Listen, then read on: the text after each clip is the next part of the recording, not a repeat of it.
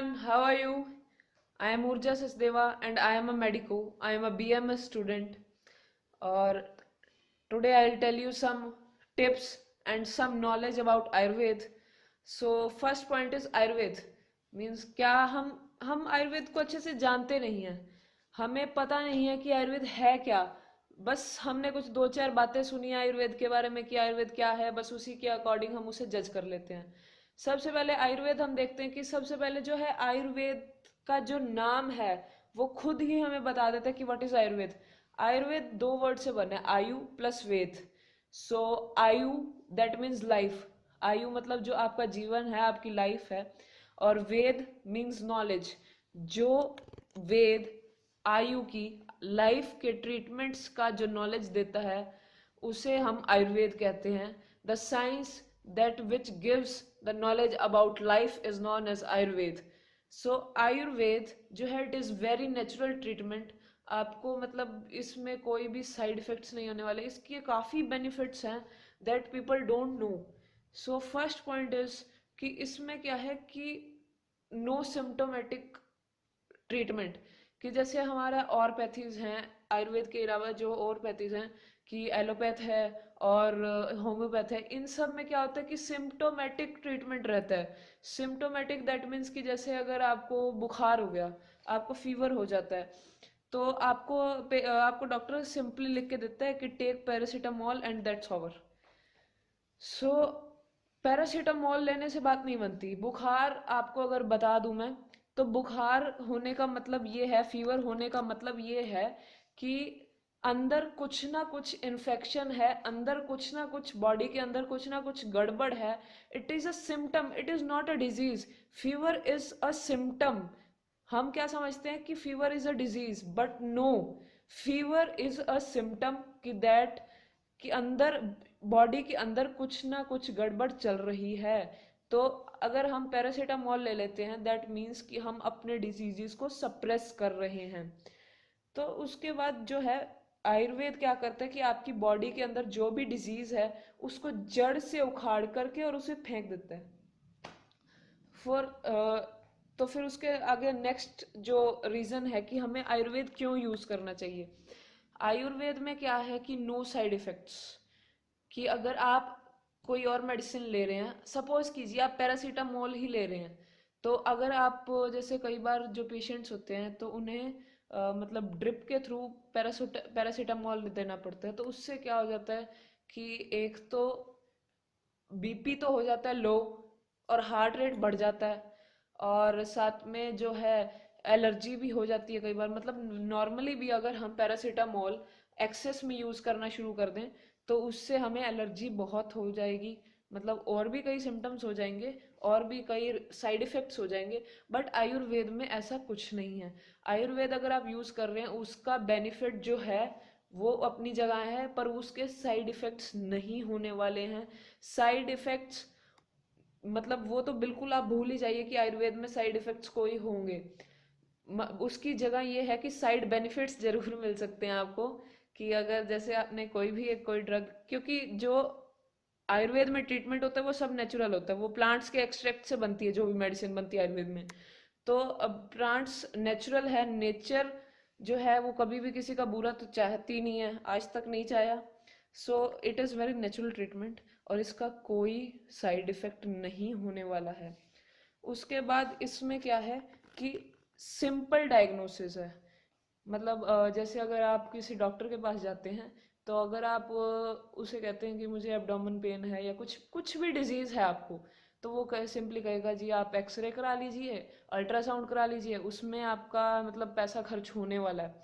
But हमारा क्या है आयुर्वेद में, हम मेनली किससे ट्रीट करते हैं, हमारे वी हैव थ्री दोष इन आर बॉडी, वात पित्त एंड कफ. ये जो है इसके बेसिस के ऊपर हम लोग ट्रीटमेंट करते हैं. और इसी के बेसिस के ऊपर ही हम जो है डिजीज को जड़ से बाहर निकालते हैं. तो इससे क्या है कि एक तो डायग्नोसिस भी सिंपल हो जाता है और साथ ही साथ में आपका जो पैसे भी बच जाते हैं. So it is comparatively cheap. So ये तो होगा कुछ आयुर्वेद के बारे में. अब हम कुछ बात कर लेते हैं आयुर्वेद की टिप्स के बारे में. तो अब कुछ टिप्स हो जाएं आयुर्वेद से रिलेटेड.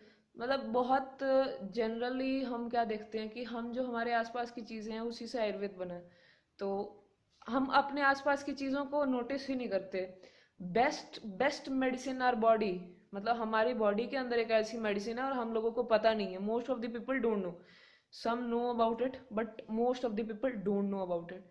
हमारी जो सलाइवा है, saliva it is a very good medicine present in our body. आप क्या कीजिए, मतलब अगर आप देखना चाहते हैं कि इससे क्या होता है, सपोज करिए कि अगर किसी के पेट के अंदर, किसी के स्टमक के अंदर अल्सर्स हो गए, या फिर उसका डाइजेशन सही नहीं रहता है, किसी का डाइजेशन सही नहीं रहता है या उसके स्टमक के अंदर अल्सर्स हो गए एंड बहुत परेशान है वो, तो उसे सिर्फ एक चीज़ शुरू करनी चाहिए। एक गिलास पानी के अंदर सुबह सुबह उठते ही, मतलब आपको कुल्ला नहीं करनी, आपको गागल नहीं करना और आपको ब्रश भी नहीं करना, उससे पहले टेक 1 ग्लास वाटर।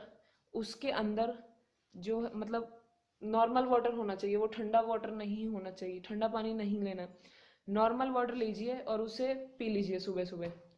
इससे क्या होगा कि आपका डाइजेशन भी अच्छा मतलब जस्ट रिमेंबर वन थिंग, कि आपको जो पानी पीना है, आपको जो सलाइवा इनटेक करनी है, वो without gargling and without brushing your teeth you have to do this. अगर आप वो पानी पी जाते हैं with and take intake your saliva, तो उससे क्या होगा कि जो है आपका एक तो डाइजेशन बहुत अच्छा हो जाएगा, आपका बावल मूवमेंट जो है वो भी अच्छा हो जाएगा, मतलब प्रॉपर हो जाएगा इन सही मायने में अगर मैं आपको कहूँ तो वो प्रॉपर हो जाएगा। प्लस अल्सर्स, जैसे मैंने बताया कि अल्सर्स हैं वो भी ठीक हो जाएंगे। एक और दो बड़ी चीज़ें हम फेस कर रहे हैं, जो teen girls and the guys, they are facing to major problems. One is of eye sight and another is of pimples. तो इसके लिए भी कुछ नहीं है, आपको सिर्फ सलाइवा लेना है आपका। सुबह सुबह उठते ही सलाइवा लीजिए, थोड़ा सा अपनी आँखों पे लगाइए, अपने आइज पर लगाइए, और जहाँ पर भी पिंपल है उसके ऊपर भी, मतलब सपोज यहाँ पिंपल हो जाए तो आप 2-3 ड्रॉप्स लीजिए और यहाँ पर डाल दीजिए और थोड़ा सा मसाज कीजिए और उसे छोड़ दीजिए थोड़ी देर के लिए, फॉर दी 3 to 5 मिनट्स आप उसे छोड़ दीजिए।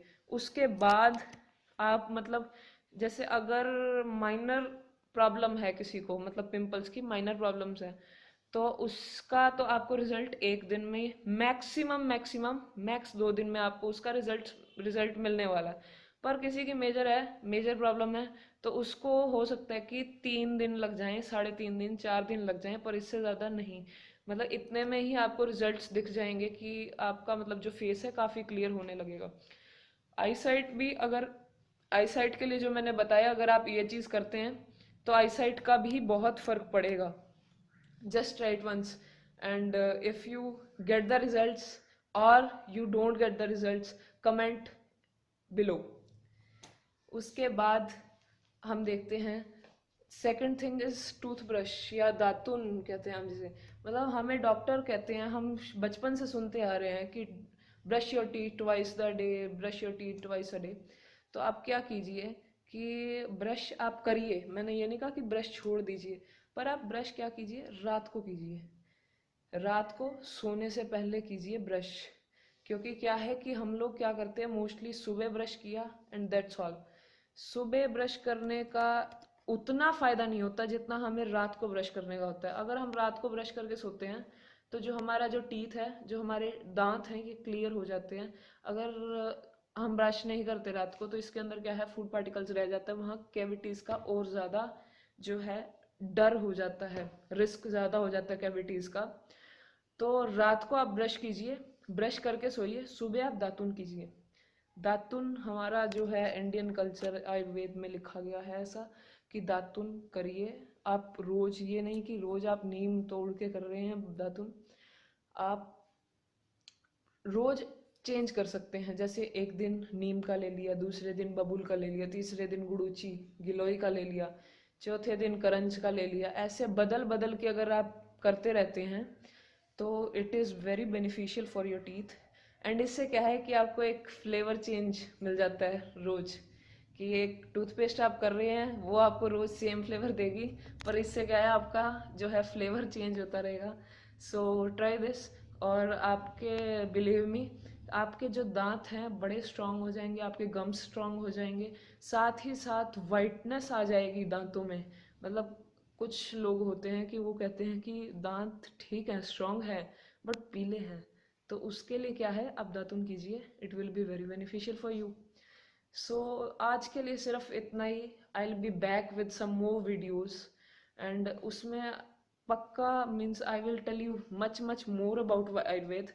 सो please subscribe my channel, and if you have any query, any suggestions for me, or any comment for me, please comment below.